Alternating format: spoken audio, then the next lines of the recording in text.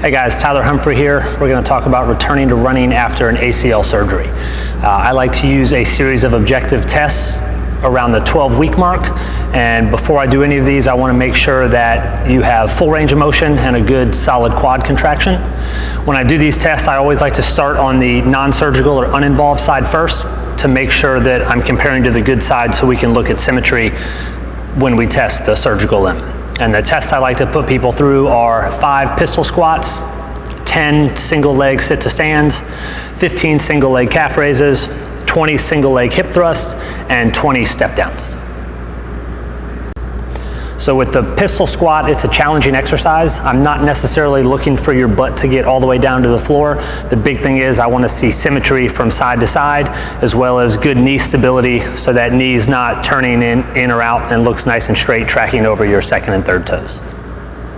So with the 10 single leg sit to stands, you want to pick a box that requires about 90 degrees of knee flexion as far as picking the height out. I want controlled descent on the way down, not plopping down onto the box, and the knee needs to remain stable, tracking over the second and third toes, not turning in and out a lot. Next up, 15 single leg heel raises. It's okay if you're touching something for balance, but don't hold on to a bar or anything where you can cheat and pull yourself up.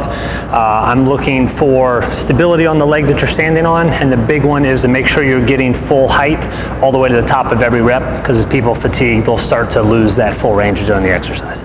With the 20 single leg hip thrusts, again, this is another one I like to time just because fatigue can become a factor here, so I want to make sure strength-wise they are pretty even side to side. You want to make sure the chin stays tucked, that way you're isolating the hip muscles and not just extending with your back. Again, I'm looking for full range, making sure people are getting all the way to the top of the exercise. Last one, 20 step downs. I like to pick a box that is anywhere in the 6 to 8 inch range. This is a challenging exercise. I want to make sure that the knee tracks over the second and third toes so that it's not caving in and out.